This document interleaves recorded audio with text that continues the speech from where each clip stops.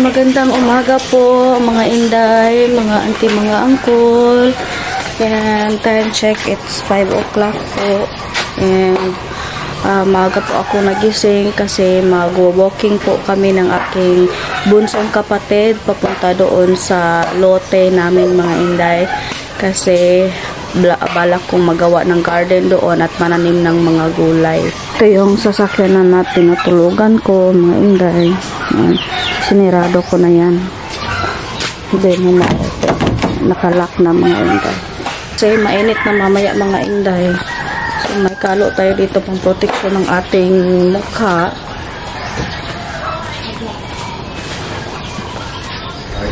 So magtatanim tayo mamaya mga inday.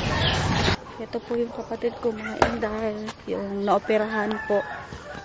Okay na po siya. Na heal na po yung tahi niya, yung opera niya mga inday. Maaga pa dito mga inday, pero yung sikat ng araw, yung sikat na yung araw dahil no. Ano tayo mga inday, mag walking na tayo kasi sa na-research ko mga inday, baka isa rin to sa pag-dysfunction ng hindi pag-function ng atay ko ng maayos kasi mga isang week na ako or more than week na akong hindi nakapag-walking mga inday or more kasi nga nagkasakit ako na stress. So panahon na mga inday na mag-walking tayo at magtanim ng mga masustansyang gulay doon sa lote ko mga inday. Hoping talaga mga inday na ringgin ng Panginoon yung mga pangarap natin sa buhay na sana makapagtayo tayo ng maliit na bahay, kahit na maliit mga inday. Yun yung pinapangarap ko, na makapagtayo ako ng maliit na bahay doon sa lote ko. Ito po sa area na daan dito mga inday is dito po usually si Eric noon nag-walking every morning. Mag-walking yan sa Eric noon mga inday, mga alas 5 or alas 6 ng umaga. Tulog pa kami. Tapos makauwi yan ng alas 9, alas 10. Malayo ng napuntahan mga inday. Halos lahat ng crossing dito sa amin. Sinusulod niya mga inday. Mag-walking. Tinitingnan ko yung paa ko mga inday ba habang naglalakad kami mga inday. Para talagang paa ng aking mama. Manang-mana talaga ako sa mama ko mga inday. Kumusta yung sayo? Kasi lang. Uy, unsa mo na MTL? Nilapaw man. Ito mga inday na may palagi akong tinitingnan na bahay dito mga inday. Noon ang creepy ng bahay nito mga inday. Para siyang hindi talaga na puyan mga inday ba ito tingnan niyo. Yan. Sobrang creepy ng bahay niya noon mga inday, pero ngayon maganda na. Tapos may kanal pa yan dyan. Tapos ngayon napatag na mga inday. Ang bilis natapos ng bahay. Hindi pa siya talaga na totally natapos, pero ang bilis ng improvement ng bahay niya mga inday. Maganda Ay, hanggang pangarap na lang muna tayo.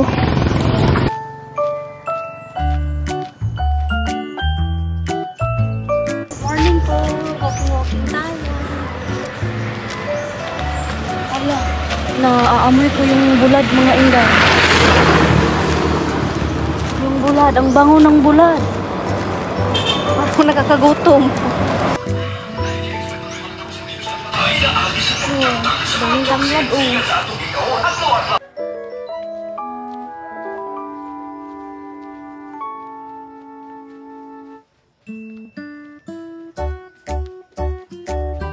Hi mga inday, nakarating na kami dito sa bahay ng kapatid ko kung saan ako natutulog noon mga inday. Hindi pa ako natutulog sa van. So bago tayo pupunta sa lote ko mga inday, magtatanim ako ng kalamunggay mga inday.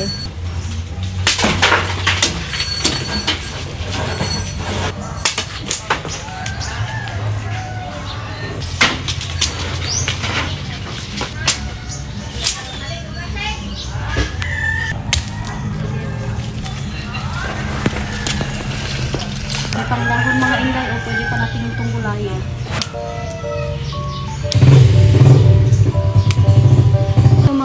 Kukuha na tayo ng malunggay. Ito, kukuha naman ako ng amote. Tapos itanim din natin sa lote mga inday. Bahala ko sanang gumawa ng garden na pag ano doon sa lote. So, hindi ko siguro matatapos na yung araw. At least maitatanim ko na to sa tabi-tabi ng parte ng lote mga inday.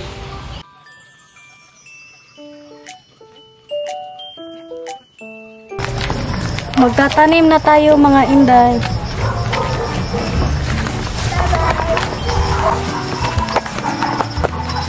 Ipasok na tayo sa aking lote mga inday.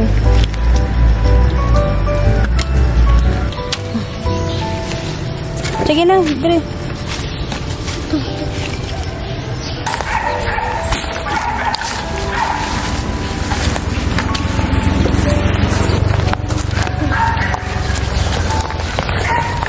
May dala po ako maliit na tubig.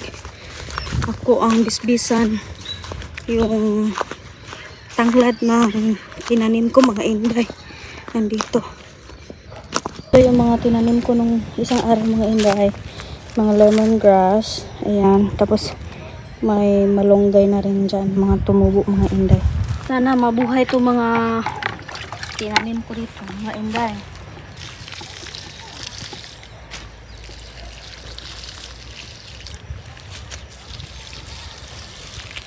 Medyo konti lang yung tubig na dala ko mga inday kasi walang tubig dito. Sa bahay pa to ng kapatid ko kinuha. Malayo yung tubig dito mga inday.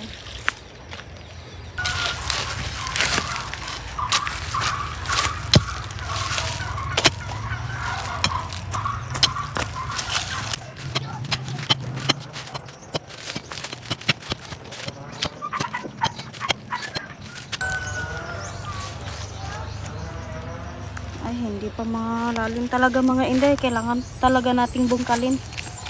Sigurado bang manggamot talaga siya.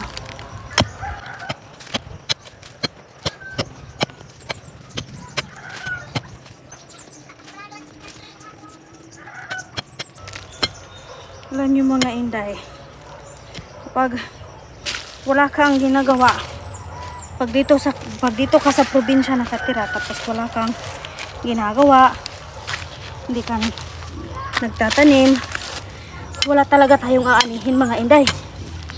Kaya magsipag tayo para may maani naman tayo. Kasi sa pagdating ng panahon, yung mga tinatanim mo ay mabubuhay, tayo lang din yung makabenepisyo mga inday. Tsaka nakagandahan dito kasi mga inday, kasi yung lupa dito maganda yung lupa dito kasi bulldozer ko mga inday ba. So medyo yung lupa medyo mataba na.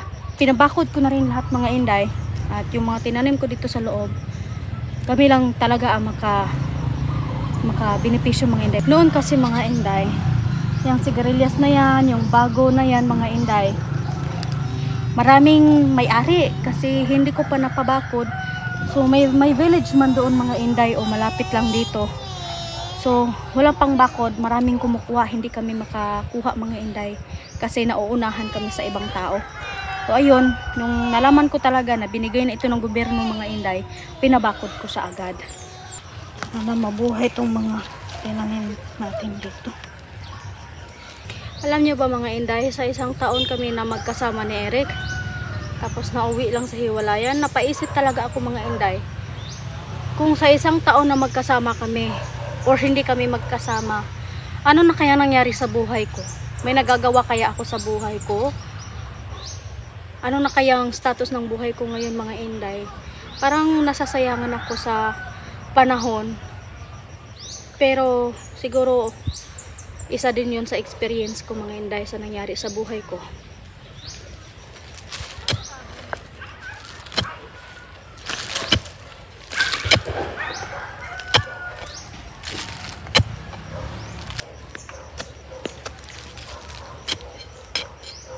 Alam nyo ba mga inday, may pinagsisihan ako sa buhay ko mga inday. Kasi ngayon gusto kong magtayo ng sariling bahay. Pero dati mga inday, yung nagkukondo ako sa Dumaguete 2 taon, nagbabayad ng 2 taon, ang laki ng binabayaran. Sa Cebu, napaisip ako mga inday ba, kung hindi lang sana siguro ako nagkondo, tapos nag-save ako ng pera, siguro nakapatayon ako ng bahay at hindi ako mauuwi sa ganito na parang back to zero ako mga inday. Sige lang, ganyan ang buhay. Dito ko na lang rin itatanim yung inangkong na kinuha ko mga inday, kasi yung lupa is maganda.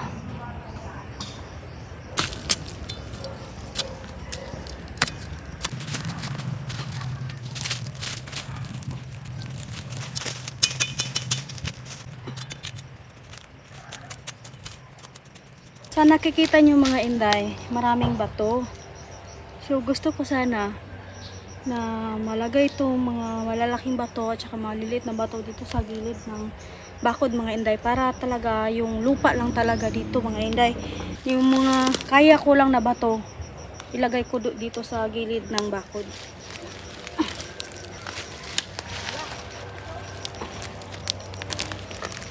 Ay, bigat.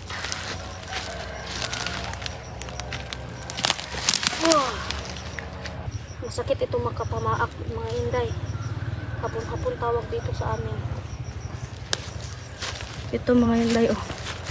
Ayan. Masakit yan mga gat. Ang tawag po niya ng pinatay ko is hapon-hapon, at sabi ng mga lola at lolo ko na kapag nakagat ka daw ng hapon-hapon is pagdating daw ng hapon, mamamatay ka na daw. Ewan ko po kung totoo, pero never pa akong nakagat ng hapon-hapon. May narinig ako na nakagat ng hapon-hapon pero hindi naman namatay pagdating ng hapon. Siguro pananakot lang yun ng mga lola at lolo ko.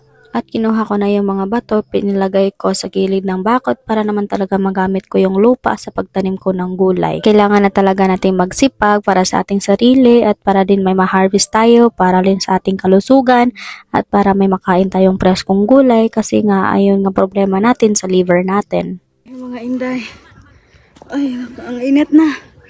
Papahinga na muna ako mga inday. Ating na yung itsura ko, ang haggard na. Magpapahinga na muna ako mga inday kasi mainit na. Bilis uminit mga inday. Maaga pa ako dito. At ayun nga mga inday, napapahinga ako, umuwi ako sa bahay ng aking kapatid. At itong kapatid ko mga inday, yung bunso naming kapatid, binidyohan ako while nagpapahinga ako at nagkuting-kuting sa aking munting gitara. At wala talaga akong kaalam-alam na nagbidyo na pala yung kapatid ko while ako nagigitara. Alam niya ba mga inday, na-miss ko talaga na ganitong banding sa sarili ko. Na-miss ko yung magkakanta, na-miss ko yung magigitara. Kaya nililibang ko lang talaga yung sarili ko para maging busy ako at hindi ako palagi namukmok lang o naiisip yung nakaraan namin. Kaya magkanta-kanta na lang tayo mga inday pang palipas oras habang nagpapahinga.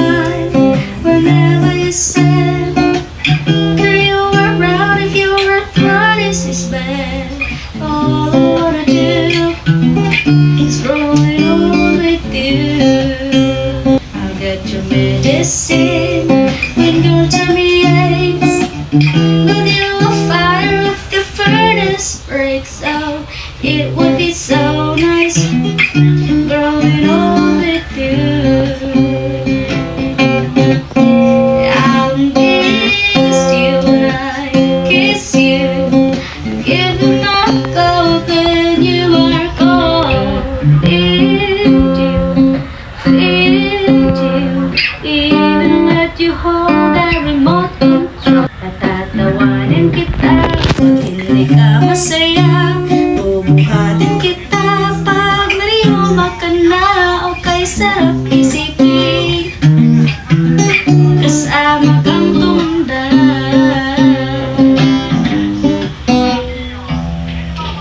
Ibibili ng balot pag mahina ang tuhod. Ikukuha ng gamot pag sumakit ang likod. O kay sarap isipin kasama kang tumanda. Sasamahan kahit kailanman. Mahigit kumulang di mahirap 30 araw sa isang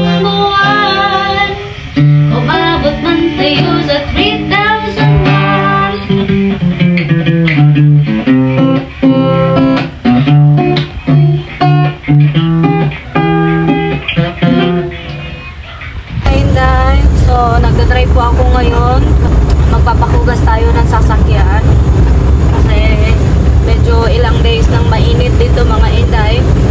So, magpapahugas ako sa sasakyan para naman medyo maging komportable tayo matulog tuwing gabi mga inday.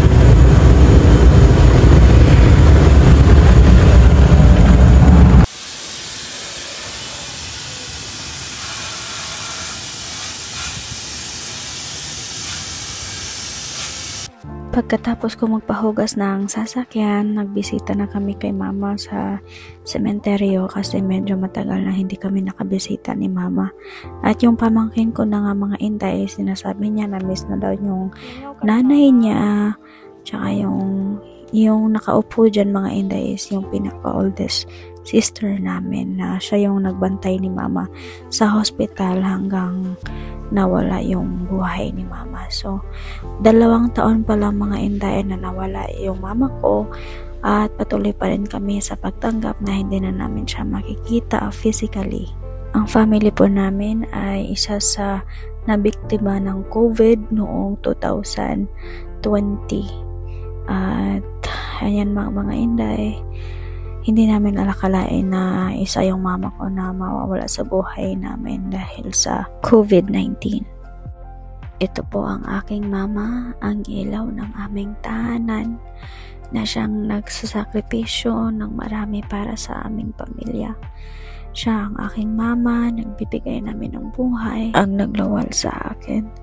At miss na kita ma, miss na kitang mayakap, miss na kitang makasama, makausap. Na-miss kita ng sobra ma. Maraming salamat sa inyo ang pagsakripisyo at pagmamahal sa amin lahat. Alam kong may plano ang Panginoon, kaya masasabi ko lang sa mga tao na may mga magulang pa sa buhay, mahalin niyo ang inyong mga magulang kasi ang sakit-sakit sa pakiramdam kapag nawala na sila sa mundo. Yung mamimiss mo sila na gusto mo mayakap, gusto mo makasama, pero hanggang litrato na lang. Kaya mahalin niyo ang mga magulang niyo hanggang andito pa sila sa mundo. I love you ma, at alam ko magkikita tayo sa bandang huli.